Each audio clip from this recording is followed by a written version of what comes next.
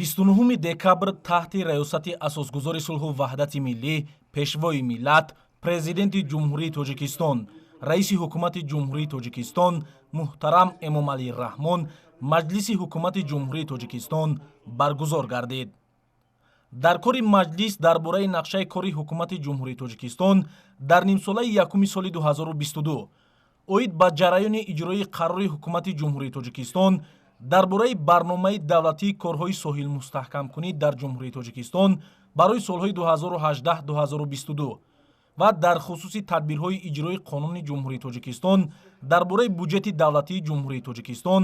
барои соли 2022 шахсони масъул ҳисобот доданд. аъзои ҳукумати мамлакат лоиҳаҳои як қатор қонунҳо аз ҷумла оид ба лоиҳаи қонуни ҷумҳурии Тоҷикистон дар бораи истеҳсолоти иҷро, оид ба лоиҳаи қонуни ҷумҳурии Тоҷикистон дар бораи ворид намудани тағйирот ба кодекси мурофиаи ҳуқуқвайронкунии маъмурии ҷумҳурии Тоҷикистон, оид ба лоиҳаи қонуни ҷумҳурии Тоҷикистон дар бораи ворид намудани тағйиру иловаҳо ба кодекси ҳуқуқвайронкунии маъмурии ҷумҳурии Тоҷикистон, оид ба лоиҳаи қонуни ҷумҳурии Тоҷикистон дар бораи ворид намудани тағйиру иловаҳо ба кодекси иҷрои ҷазои ҷиноятии ҷумҳурии Тоҷикистон, оид ба лоиҳаи қонуни ҷумҳурии Тоҷикистон дар бораи ворид намудани тағйиру иловаҳо ба кодекси мурофиавии граждании ҷумҳурии Тоҷикистон ва оид ба лоиҳаи қонуни ҷумҳурии Тоҷикистон дар бораи ворид намудани тағйиру иловаҳо ба кодекси мурофиавии иқтисодии ҷумҳурии Тоҷикистон, оид ба лоиҳаи қонуни ҷумҳурии Тоҷикистон дар бораи ворид намудани иловаҳо ба кодекси мурофиаи ҳуқуқвайронкунии маъмурии ҷумҳурии Тоҷикистон, оид ба лоиҳаи қонуни ҷумҳурии Тоҷикистон дар бораи ворид намудани иловаҳо ба кодекси мурофиавии ҷиноятии ҷумҳурии Тоҷикистон, оид ба лоиҳаи қонуни ҷумҳурии Тоҷикистон дар бораи ворид намудани иловаҳо ба кодекси мурофиавии граждании ҷумҳурии Тоҷикистон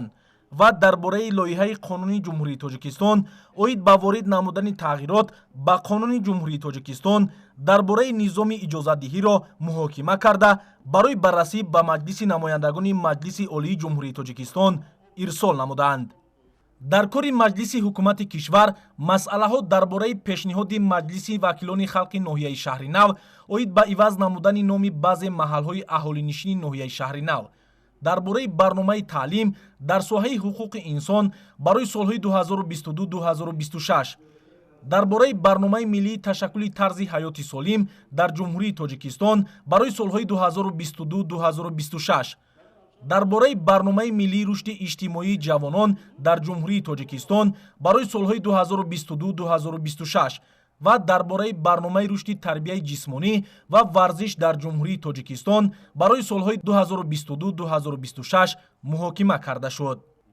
баъди баррасии масъалаҳои рӯзномаи маҷлиси ҳукумати кишвар, президенти ҷумҳурии Тоҷикистон муҳтарам Эмомалӣ Раҳмон ба аъзои ҳукумати мамлакат,